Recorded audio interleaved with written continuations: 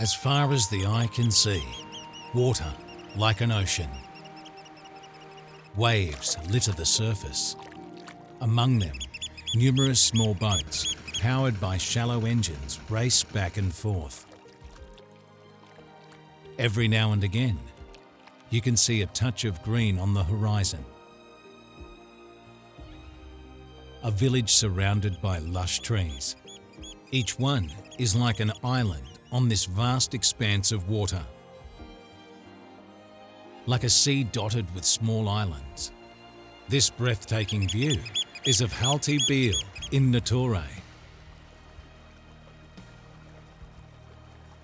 It has become popular among travellers as a mini Cox's Bazaar. Located about 217 kilometres from the Bangladeshi capital, Dhaka, Halti Beel spans roughly 40,000 acres, making it one of Bangladesh's largest and deepest wetlands. The waters reach depths of up to 12 metres during the monsoon season. While water levels recede in the dry season, Halti Beel never fully dries out, remaining a vibrant place year-round.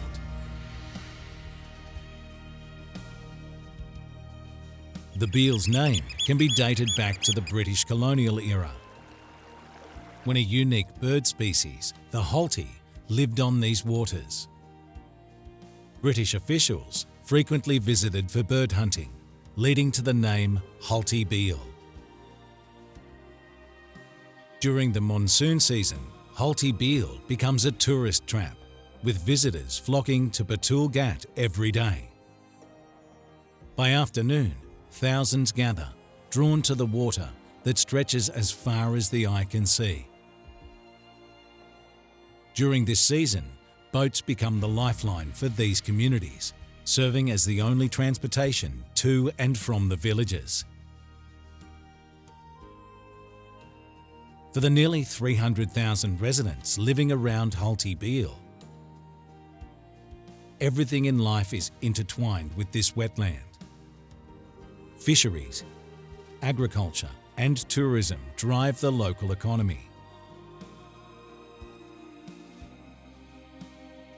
Among the locals is Zaynuddin Pramanik, a man who changes jobs with the seasons. Right now, at the height of the tourism season, he earns his living ferrying visitors around Halti Beel, sharing the beauty of his world with them. Let's spend a day with Zaynuddin and his family to understand how life here ebbs and flows with the waters.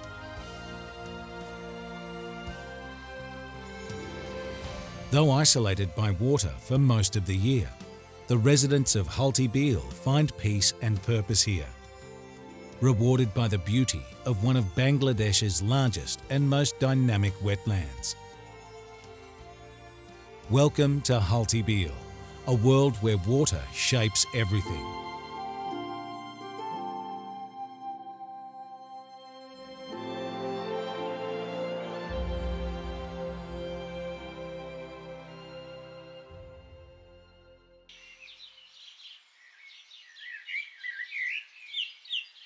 A winter chill is starting to fall over Bangladesh, as the remnants of the monsoon season begin to fade away. As the sun rises over a misty, softened horizon, the early light reveals villagers already busy at work. Batul Ghat hums with activity, but what truly catches the eye is the range of fishing methods used by the locals. Driven by necessity, people wade into the cool waters, bare-chested, casting their nets. Sometimes with only modest catches to show for their efforts, yet each day they press on.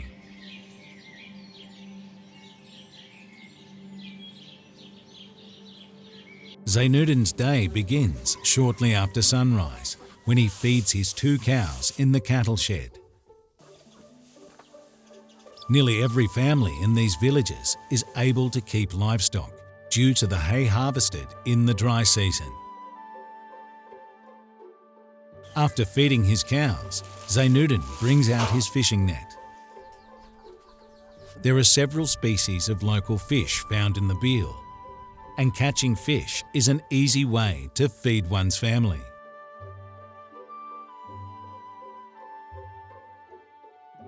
Zaynuddin wades out into the shallow waters, his bare chest braving the cold as he carefully spreads his net, hoping to gather enough fish to feed his family for the day. Kolabaria village is cradled by the waters of Halti Beel. In the past, strong waves often damaged houses along the shore. But over time, villagers reinforced the edges with brick paving to protect against the water's force. Now, these sturdy banks have become a gathering place. Elders, children and families spend their free time here, enjoying the view.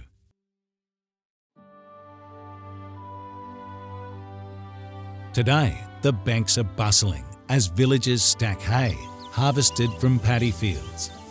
This hay, carefully piled, will become livestock feed throughout the season. A group of villagers works together on this task, pausing occasionally to share a simple snack of dry puffed rice, with eager children gathering around for a taste. After finishing his morning fishing, Zaynuddin returns home to freshen up before visiting the market. As he steps inside, he finds his wife sweeping the floor, while his father enjoys breakfast on the veranda. Their home is made up of just 3 rooms, a tiny veranda, an open kitchen, and a modest courtyard. It isn't hard to see that this family has been struggling with poverty.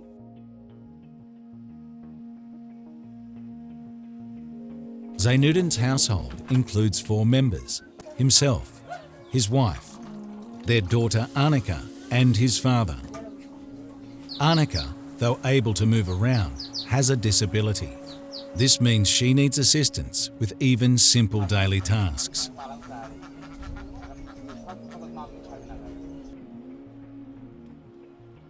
It's time for Zaynuddin to head out. Luckily, he owns a boat, which he skillfully steers through the waters, heading toward the market. In the Beel, the only way to travel is by boat. For the people living here, communication would be completely cut off without this vital means of transport. When the dry season finally arrives and the waters recede, a paved road is revealed, providing improved access and transforming daily life. But that's just in the dry season. For now, the road is hidden beneath 3 to 4 feet of water. Despite these challenges, the community has adapted. Boats depart from various ghats almost every hour, making travel more manageable even during flooding.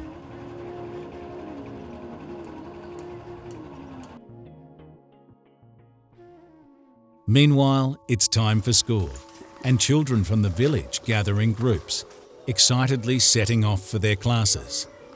Kolabaria village has a primary school, a high school, and a madrasa, and its residents have a high literacy rate as a result. The journey to school, however, is tough.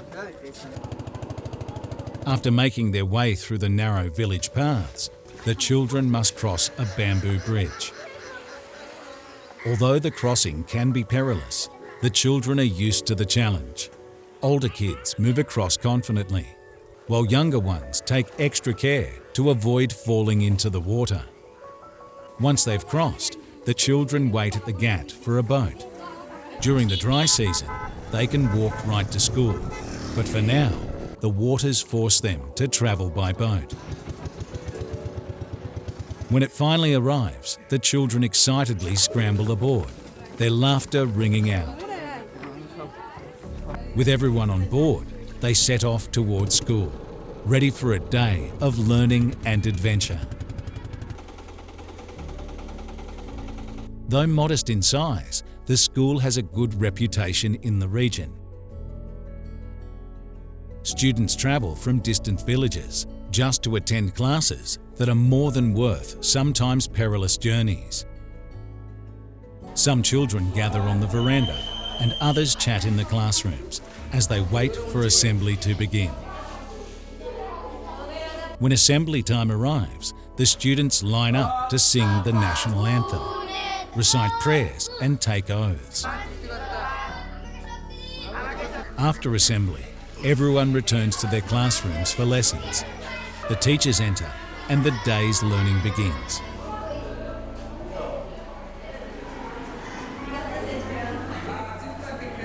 However, the condition of the classrooms in these old buildings is poor. They are often dirty and in need of repair. From the school's front field, a multi-storey building can be seen floating on the water. This is a madrasa, offering education up to the secondary level. Despite the isolation and challenging communication, these educational institutions provide modern learning opportunities for the children in this unique community.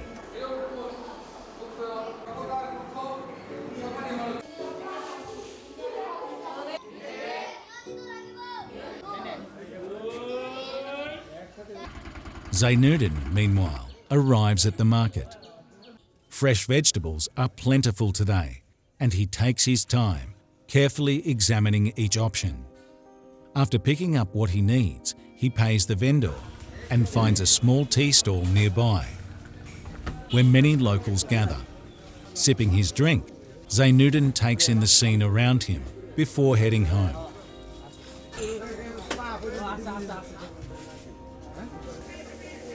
Back at home, Mrs. Zaynuddin has been waiting for his return. She immediately starts chopping the vegetables he brought back with him. Although Zaynuddin's home has electricity, signs of modern conveniences are rare, and this is not a particularly clean or tidy home.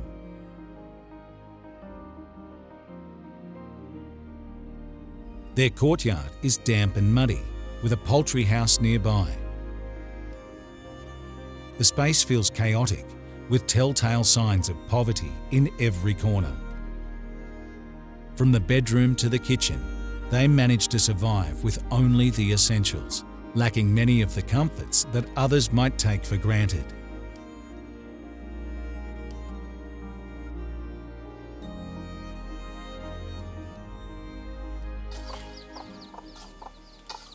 Zaynuddin heads to check his fishing net. He inspects it patiently and discovers several small fish caught inside. Carefully, he removes the fish one by one and takes them home. Once home, the preparation begins. Mrs. Zaynuddin chops the fish and vegetables, rinsing them with water from their tap before moving to the kitchen. She uses a clay stove, the traditional cooking method in many Bangladeshi villages. The stove is fueled by cow dung, a common resource due to the abundance of livestock in the area. It is now that Zaynuddin takes a moment to give us a tour of his beautiful village.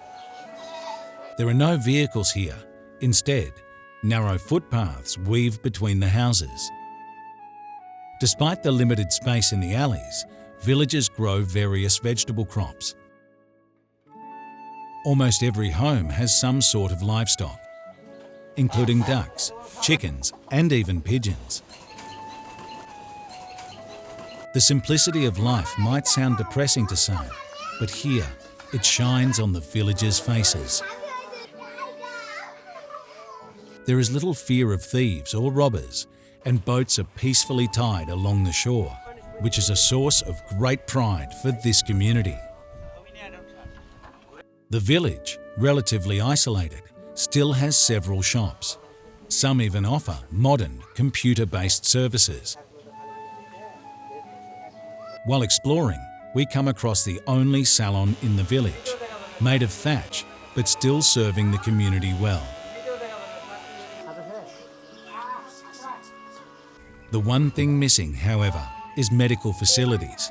If someone gets sick here, they have to cross the Beel to recede, some 10 kilometres away. All the villagers are Muslim, and in Kolabaria village alone there are 7 mosques. As it is time for the noon prayer, Zaynuddin enters one of the mosques to pray. After performing ablution, he starts to pray. Compared to the homes of the village, the mosque is more developed and accommodates many people praying together. By the time he finishes, it's time for lunch, and Zaynuddin heads back home again. Zaynuddin's wife has now finished cooking and bathing and has set the table with today's meal: rice, small fish and vegetable fry. Zaynuddin returns home in time to join his wife, daughter and nephew for their first substantial meal of the day. In this home, 2 full meals a day are celebrated as a success. After the meal, it is time for Zaynuddin to set out with his boat towards Patul Ghat.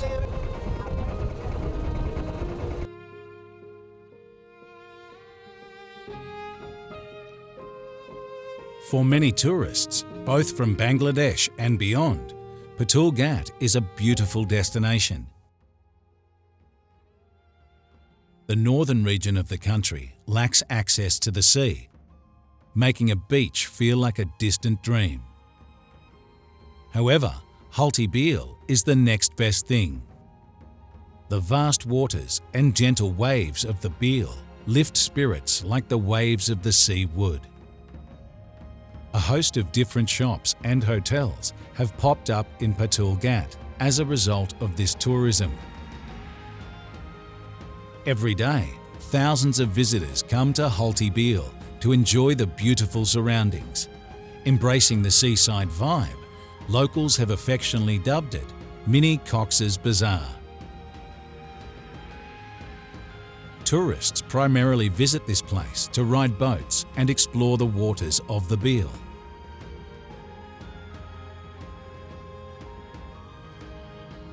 For Zaynuddin and others like him who own boats, taking tourists on excursions becomes a huge part of their livelihood during the wet seasons.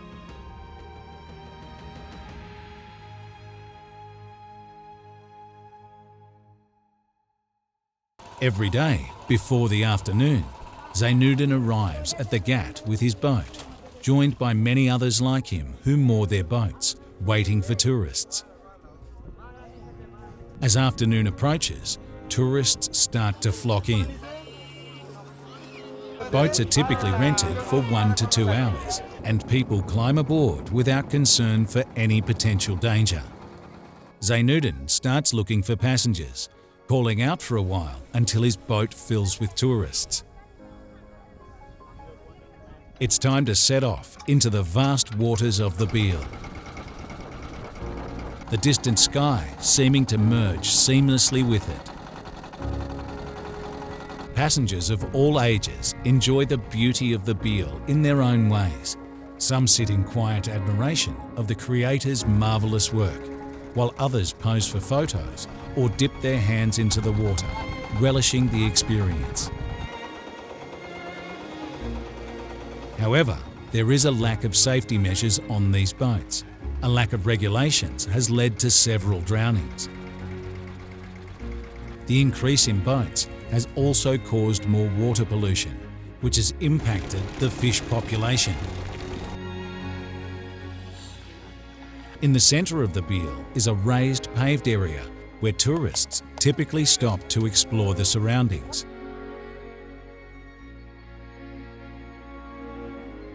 Several shops owned by locals line this area, making tourists a blessing for the local economy. Nearby, a large 2-story building is under construction.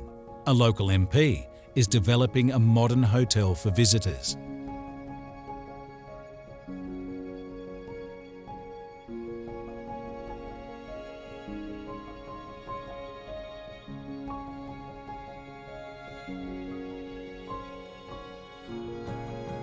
As the day draws to a close, the sun begins to set.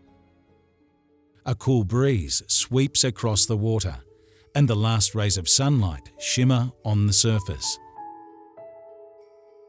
Birds soar in flocks across the sky, while the Beel's water ripples gently. Countless boats drift with tourists aboard, all seemingly floating in a sea of joy. In this area, the growth of the tourism industry is gradually improving life for people like Zaynuddin. Their lifestyles have changed significantly, and they are economically better off than before. This Beel has become a source of immense potential for the local community. However, the lack of government initiatives limits its full potential. A little support from the government could fundamentally change the lives of the people here.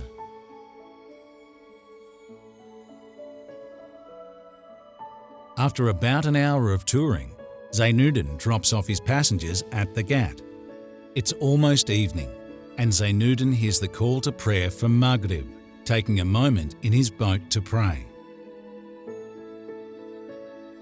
After finishing his prayers, he stands at the front of the boat, gazing out as if trying to glimpse his future.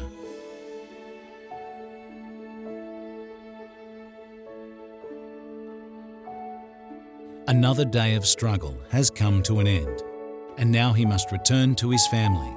Tomorrow, he will wake up early again to continue the cycle.